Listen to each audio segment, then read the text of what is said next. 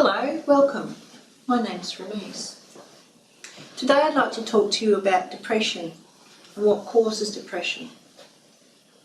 My experience of depression was a very long road. I experienced depression from quite an early age. By the time I was a teenager, I was experiencing what they label now as bipolar. It was never officially diagnosed, but I certainly got messages from my father that I was having pretty dramatic mood swings. He always told me that I was high or low, and there was never any in between. I felt like I was a swinging pendulum and it was very dangerous. Sometimes I felt like I couldn't speak at all. I was locked inside myself and I didn't have a voice. And other times I felt so angry and out of control, I'd explode. I felt like I was a volcano, a walking volcano. And other times I felt so down that all the light had gone out of my life. There was no joy in it. There was nothing that made me feel good. I battled with that depression quite a lot in my teenage years, and I remember Mum saying to me one day when I said to her, look, you know, this is what's going on for me, and she said to me, no, darling, I think you're depressed. And she said, oh, everybody gets a bit down from time to time. And I thought, well, I don't see the evidence of that. And I think my down is a lot more down than everybody else. And I often felt like I was dragging around like a ball and chain on my heart, or, you know, an anchor. I felt very, I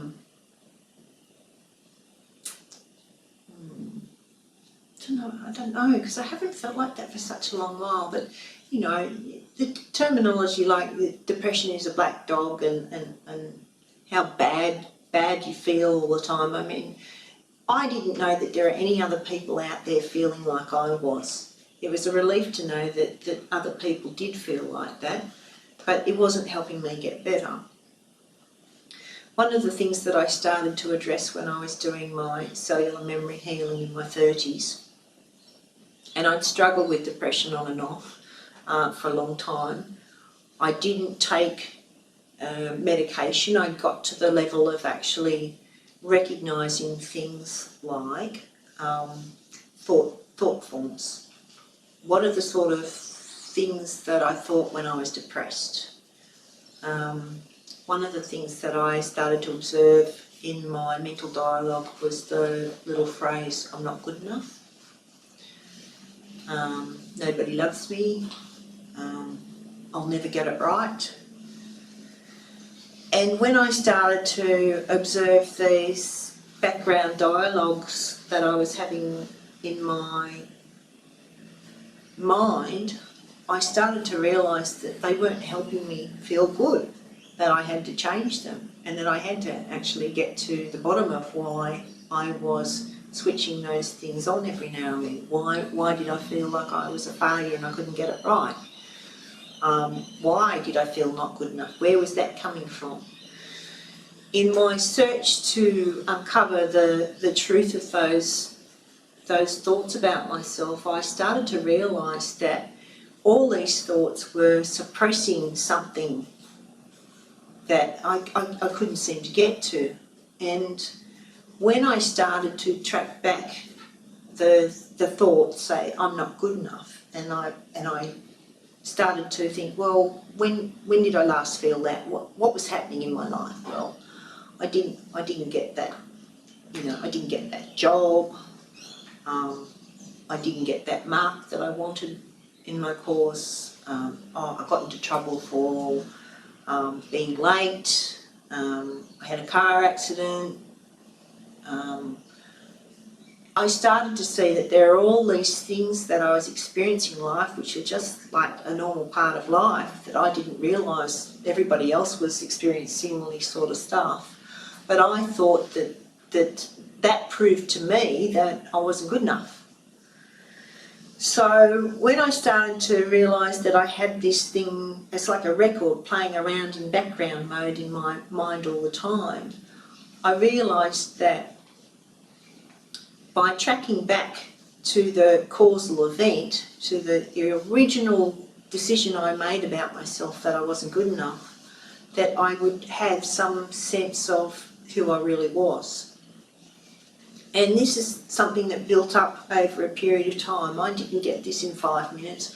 I'd been soul searching for a very long time, and I'd started to put together a bigger picture of my life over the years of being very sick with chronic fatigue. And I had a lot of time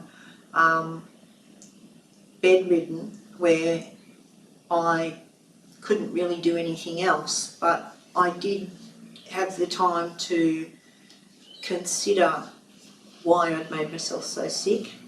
I chose to think that I'd manifested it for a reason, and I started to really look at what were the causes of it and how I could get better. By this stage I'd studied quite a lot of self-realisation books, and I'd learnt quite a lot of things out of them. One of the books that I thought, well, this is like a Bible for a spiritual life, is the Louise Hay book, You Can Heal Your Life. And that gave me a very good understanding of the body and the messages the body tells us through its different sensations that you experience, or if you have an accident with a particular part of your body all the time, what that means, what's the meaning of that, you know, sore toe, or your left knee hurting, or your, you know, you always knock your right elbow. I started to look at that in a whole different way and see that if I could actually give myself permission to look inside my body and learn the messages that had to tell me, I might get a sense of the hidden me that I felt like I couldn't find, the real me that I couldn't find. And one of the other things that I remembered while I was doing this work is that from a very early age I decided that I wasn't going to grow up and get married and have kids. That didn't make sense to me.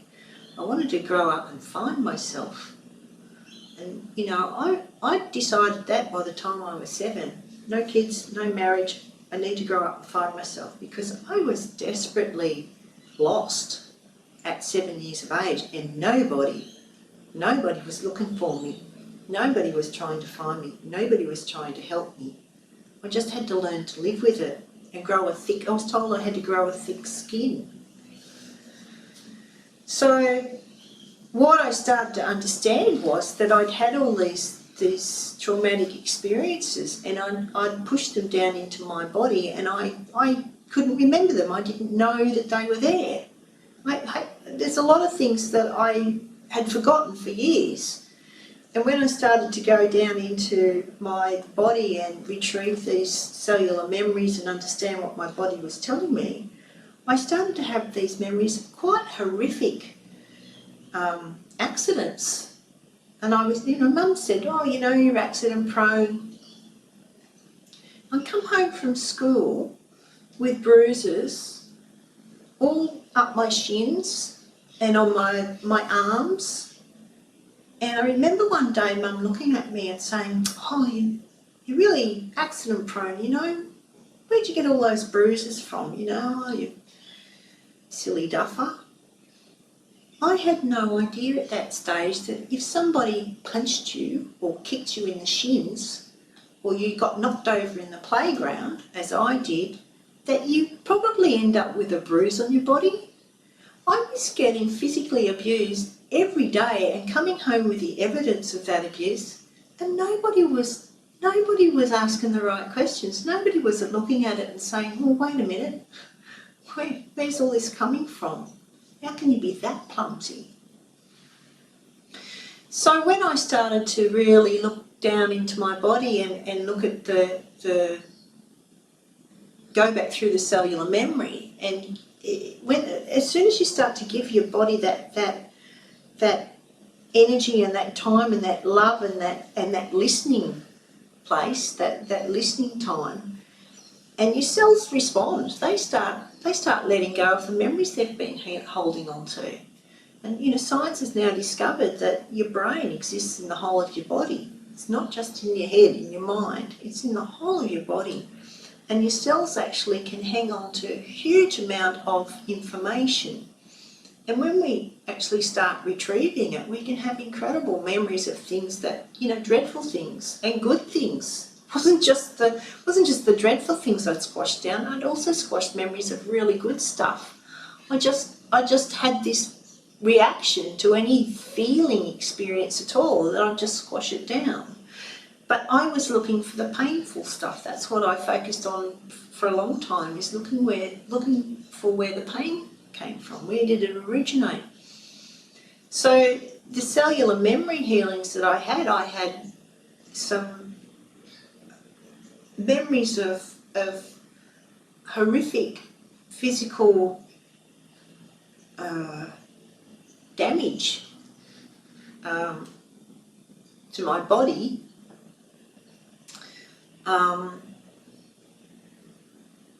And when I have the memories and the pain sensation dissipates and the memory comes up, not only did I have a new memory of a part of my life I'd pushed down and I'd forgotten about, I also had another part of myself back to me, and a realisation in that memory, a realisation of why I did that thing, or why that thing was done to me, or what did I learn from that experience. So I got many fruits out of that cellular memory process. I got more parts of me back, and I started to realise that the person I was looking for wasn't out there, it was in here.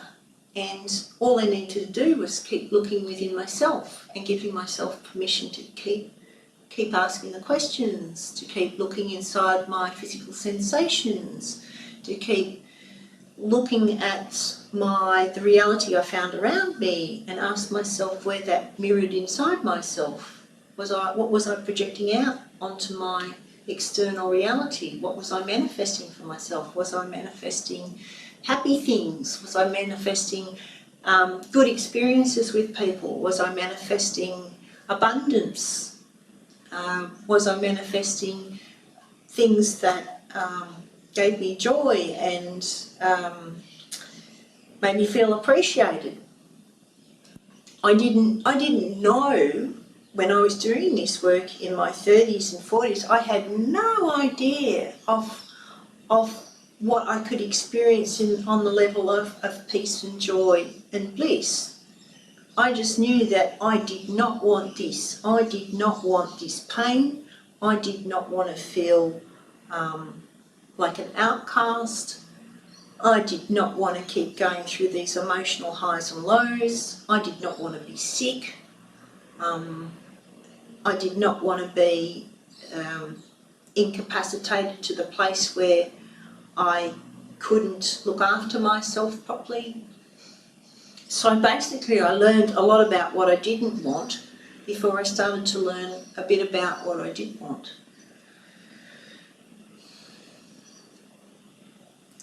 One of my very first memories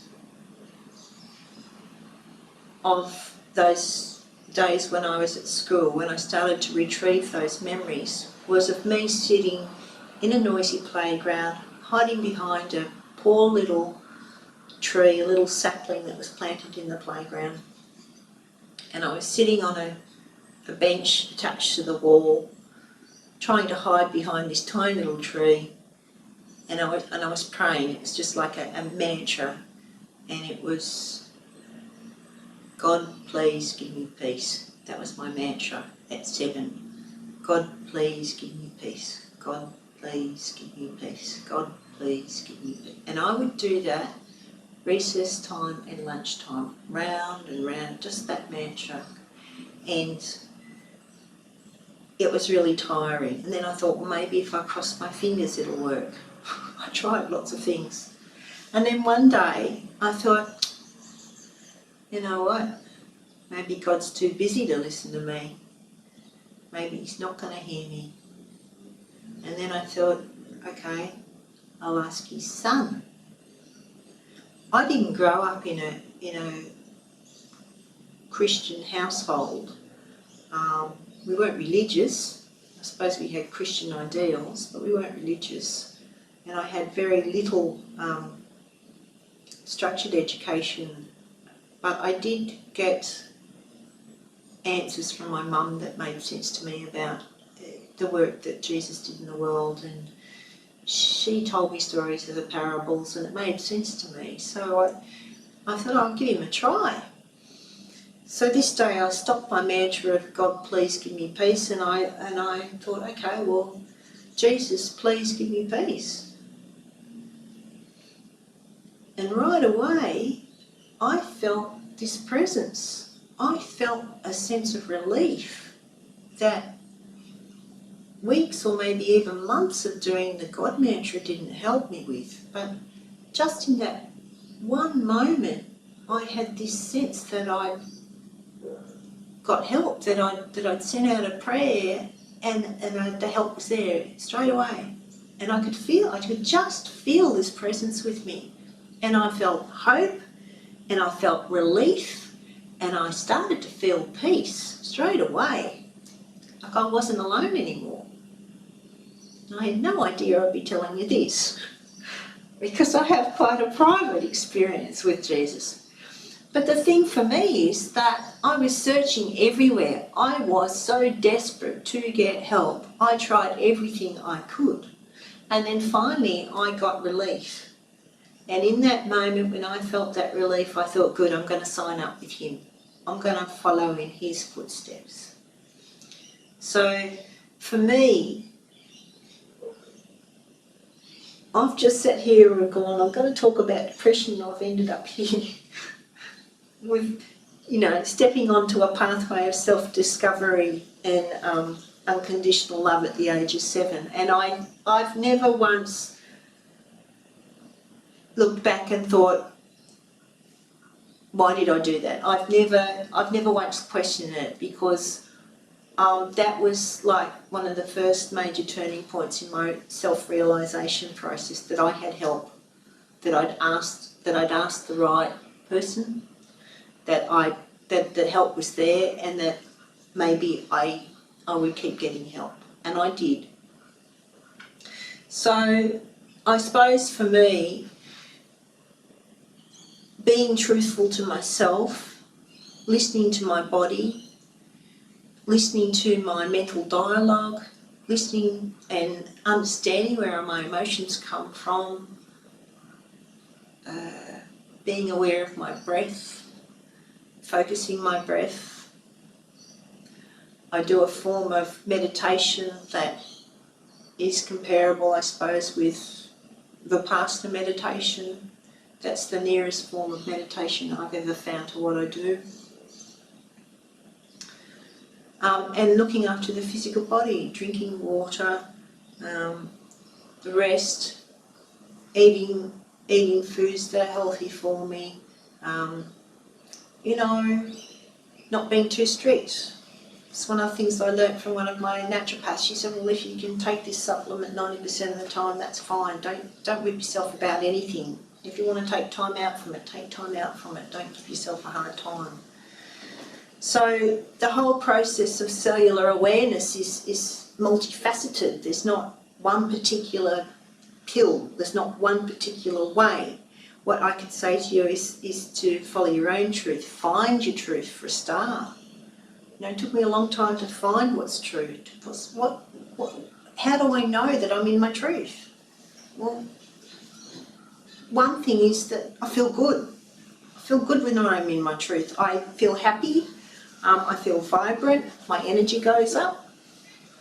As soon as I start suppressing my truth, my energy comes down, my mood alters, I don't feel as good, I start to feel depressed.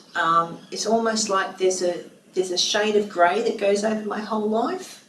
I start feeling angry, frustrated and resentful with other people.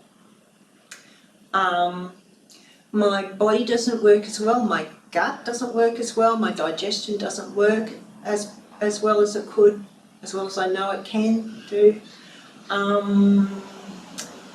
My sleeping patterns change, more difficulty sleeping. So, you know, I suppose one of the things I really wanted to kind of get across is that depression is not a life sentence. It's a sign that something's wrong. Depression is not going to be healed by taking a pill. I don't care whether it's a vitamin pill or it's a pharmaceutical tablet. They might help, but they're not going to heal the cause of it. The only way to heal the cause of anything is to look within and learn from what's going on inside you. And with depression, you have to realise that depression is suppression of the truth. There's a truth about yourself that you're not willing to admit. There's a truth about your behaviour that you're not willing to look at. So instead of being in alignment with what your truth is, you suppress some part of yourself. You need to look at asking your questions like, why am I not letting myself do this thing that I really want to do? Why am I trying to conform with other people's beliefs about what I should be doing and how I should be behaving? I met a group of people at a healing workshop that I ran, and a discussion came up about depression, and there was about, I think, 5 or 6 of us there, and one after the other, every person admitted that they'd all had they had taken antidepressants at some time in their life. What I ended up finding out was that I was the only one who wasn't on antidepressants, that every other person in the group had been prescribed antidepressants, was still taking antidepressants, didn't want to be taking them, but felt like that they had to be on them for the rest of their lives. Now that's a real problem in society. If we've got a major part of the population on antidepressants and they think they've got to take them for the rest of their lives, what's that telling you? I know what it told me. But the truth isn't getting out there about what depression's caused from. You know, that people don't understand that there's a mechanism that causes depression and it starts inside themselves. There's a reason why we become depressed, and there's a way of healing from that depression. It's a way of getting better. You can take antidepressants and it will lift you and make you feel better. And for me, when I took antidepressants, it was good for a while. It lifted me up, and I would never tell people not to take them if they've been advised to take them. But I would say to you, if you're looking at going on them long term, then think about what you're actually choosing in your life, because there's a whole lot of side effects from taking antidepressants that are not going to help you find yourself. And what I found from taking antidepressants is the flatlining experience, that I felt like my whole world turned grey, that I didn't feel really happy, and I didn't feel really sad. So I couldn't feel my emotions. I felt like I was living outside my body. I wasn't in there even when I was having what would normally be an exciting experience or a fun experience. I couldn't feel the fun.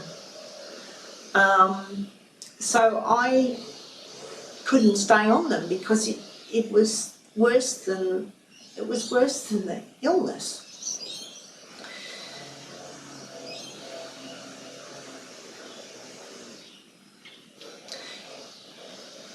In order to find out what you're suppressing, you just need to ask yourself a question in the moment. How am I feeling now? What choice am I making in this moment? Why am I making this choice? Have a look at just the moment by moment choices you make in your life, and ask yourself this question: is this really what I want to choose? Is this what I want to do right now? Part of my work with people when I do mentoring, so I often do this over a cup of tea, or we just happen to have an impromptu meeting, and they'll start talking to me about stuff that's been going on in their lives. And what I can do is give them a reality check. Partly I can read people's energy bodies, and I can read their body language, and I can read what's happening in their facial expressions, and I can read the energy between when they're creating illusion for themselves and when they're in their truth. And we all recognise truth. We recognise it when we get it, because we go, oh. And when I'm working with people, I'll say something to them, or I'll feed them back something that they've said to me, because I've recognised it as their truth. And they've just blurred it out to me, and I've picked up on it. And I can read the energy in the vibrations of the words they use, and in how they actually demonstrate their beliefs and their feelings when they're talking to me. And when I feed it back to them, they'll light up. And that light is unconditional love. And unconditional love is truth. So as soon as they get that truth put back to them, they go, oh, yes, of course. That's it. Come back into alignment with themselves. So this is what I'm trying to explain, is that we've got this choice in each and every moment. And we can choose to choose our own truth, or we can choose to go the pathway that we've been walking for most of our lives and keep complaining, keep taking our tablets, keep wishing that it was different, or praying that it gets better. The only way that you're really going to make the change is to make a decision and choose a different pathway. One little baby step at a time. Your intention for 1 week might be, okay, for 1 week, every time I make a decision, I'm going to stop before I act on that decision. I'm going to ask myself, is this what I really want to do? Does this feel right for me? And that's what I used to do. I used to ask myself, how do I feel about this? Do I feel like, yeah, that's good, I want to do it? Or do I go, I don't know, or, oh, I feel really bad, but I better do it? The answer's right there. Oh, I feel really bad, I better do it. Why? You ask yourself the question, you'll find the truth if you're willing to look for it, if you're willing to listen to it, if you're willing to accept it and find it. And every time you bring yourself back into your truth and go, why am I doing it? I don't want to do that. No, I'm not going to the party. Oh, I feel so much better now. I'm not going to go to the party. Great. I'm going to stay home and bop around by myself. Great. Good. You've opened the doorway. You've stepped into the truth portal. You're a bit closer to yourself. You're being more authentic. 1 moment at a time. 1 day at a time. 1 opportunity at a time. That's all it takes. That's the commitment. In this moment, I choose this. I choose to be in my truth. Hello, I hope that video was helpful. If you'd like to learn more, please click on the links below and find my ebook, Are You Really Happy? Understanding Ourselves. Please subscribe and share. I'd like to help as many people as possible with this work. Thanks for watching. Bye for now.